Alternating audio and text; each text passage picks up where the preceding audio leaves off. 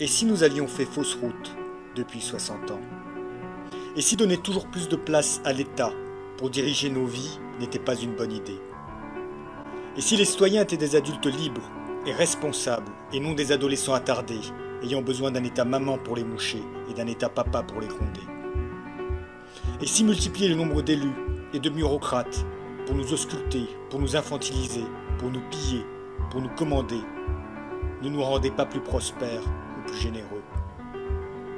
Et si nous étions assez grands pour décider nous-mêmes ce que nous pouvons boire ou fumer, assez grands pour décider nous-mêmes comment vivre ou comment partager, assez grands pour décider nous-mêmes avec qui travailler ou échanger, assez grands pour décider nous-mêmes quoi dire et quoi penser?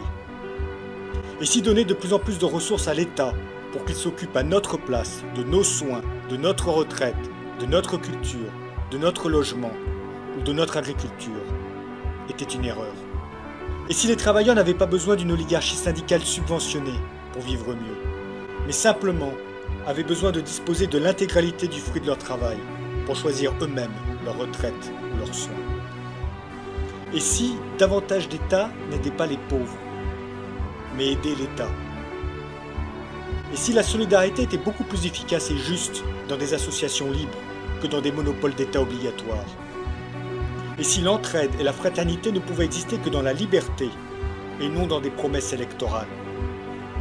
Et si le meilleur remède à la pauvreté ou au chômage n'était pas dans plus de redistribution, mais dans plus de prospérité?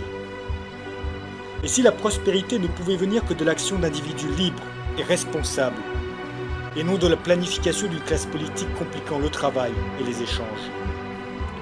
Et si cette crise n'était pas une crise du capitalisme libéral, mais une crise du capitalisme de copinage, conséquence mécanique de l'interventionnisme d'État? Et si les grandes banques n'étaient justement pas des entreprises privées, soumises aux règles du marché libre, mais des cartels soutenus sans limite par l'État et la Banque centrale? Et si la Banque centrale n'était qu'une immense machine à transférer discrètement, par l'inflation, les ressources des pauvres et des classes moyennes vers les États surendettés et vers les grandes banques? Et si l'argent des subventions et des relances ne tombait pas du ciel, mais venait de notre poche et serait mieux utilisé par nous-mêmes pour consommer ou investir? Et si le vrai libéralisme n'était pas combattu parce qu'il est injuste ou inefficace, mais parce qu'il est la seule menace pour ceux qui instrumentalisent l'État à leur profit? Et si le collectivisme, même emballé dans des jolis mots de solidarité ou de fraternité, restait une idéologie de soumission, de gaspillage ou de pillage légal? Et si en sacrifiant notre liberté et notre propriété au profit de l'État, nous n'avions rien gagné en sécurité ou en fraternité? Et si la liberté individuelle, la responsabilité individuelle et la propriété individuelle, sous le règne du droit, étaient la source de notre prospérité et le socle d'une société harmonieuse? Et si nous avions fait fausse route depuis 60 ans en négligeant chaque jour davantage ces principes fondamentaux? Et si nous avions fait fausse route depuis 60 ans?